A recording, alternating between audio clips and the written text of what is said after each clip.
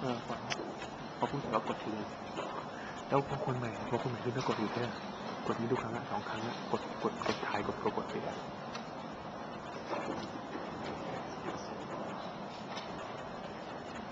Mr. Speaker, before I move on to my argument about the military and human rights and human threat to the U.S.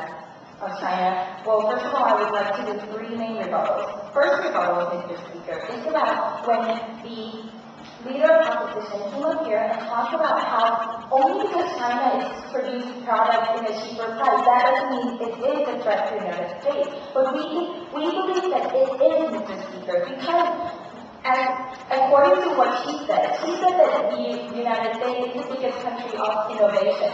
But according to that, Mr. Speaker, because the U.S. has to spend so much time, so much money, so much labor effort to create something, to create new technology, to invent something new, and then in China, because of the lack of intellectual property, management, then they steal all these things. Like China doesn't need to pay for all these innovations. It just takes technology and produces it in a cheaper rate. Therefore, we say that because of that, Mr. Speaker, it is a threat because American people have to spend so much time that the Chinese people can just take away whatever they want, Mr. Speaker.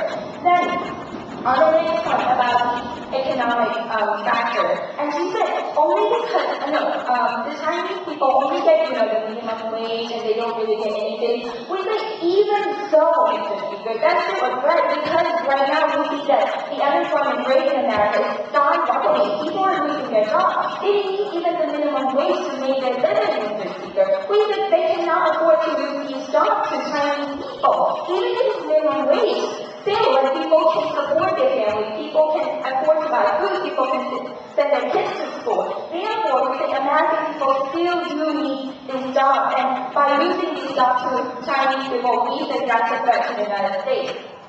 Okay, moving on to third rebuttal.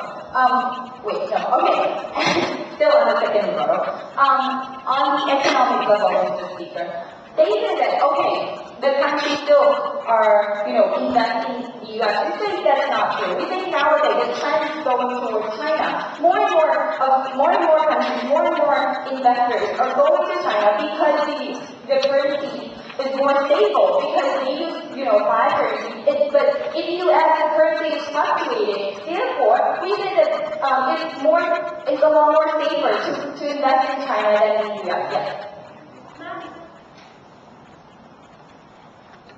That doesn't show anything. The point is, every single country in the world is relying on the United States as their base currency.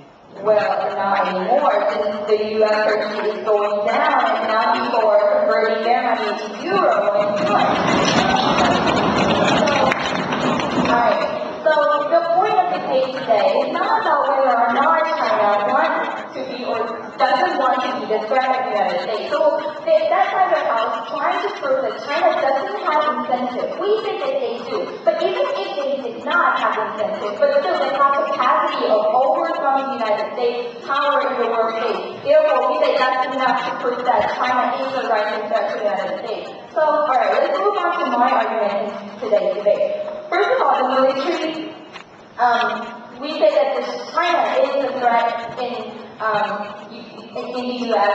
in the military aspect. Because, you see that now China has the largest military force. 3 million people in the military force, Mr. Speaker. The U.S. has only 1.4 million. They have twice as much as the United States. Therefore, we say military-wise, they are the threat to the United States. And before this time, the United States really proud of themselves for having like F-14, the fighter aircraft, or like F-15 actually. And China said, you have F-15, right? We made J-10. J-10, Mr. Speaker, produced by China, purposely made to fight F-15 even better. It's like F-15 plus. So therefore, we say that they aim directly to destroy these F-15 fighter aircraft. Therefore, we say that China has the incentive to take down the U.S. military and military aspect. And they invented They also shot the entire satellite missile. They basically say, whenever we piss at you, we can do whatever we want. We can shoot your missile. And also, China also spends so much money on militaries to make sure that they are stepping up to compete with the U.S. And also, in the military aspect, Mr. Speaker, China also produced really cheap weapons because the labor force is really cheap in China, so they can afford to make really cheap weapons. What does this do? So they actually sell these cheap weapons out of the country to like other, Sudan, like the countries like African countries and Middle East.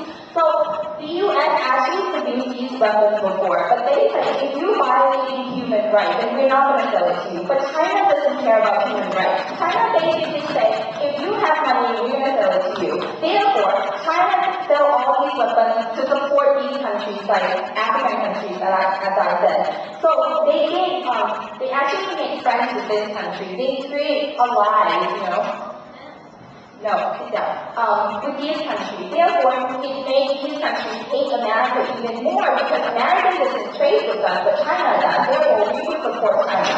So, alright, move on to the third argument about human rights, Mr. Speaker. In 1991, China made fake medicine, and 2006, it made poison toothpaste and exported to the U.S. 2007, poison toy paint to the and exported to the U.S. 2007, poison pit through the melamine. And then, in 2008, the current situation, they export the baby food and dairy product with melamine in it. So we say this is actually harmful for humans because when you export these products, and China targets this in the U.S., when you export these products, it's actually a threat to the United States with American people because you have to consume these things and you don't even know if it's safe or not. So we say that China is actually our representative in the aspect of human rights. So what have we told you today at the government side? We say that China is intend to be the threat of the United States, and they have the capacity of doing so by the economic aspect, military aspect, and human rights aspect. Therefore, we say we can do this. Thank you.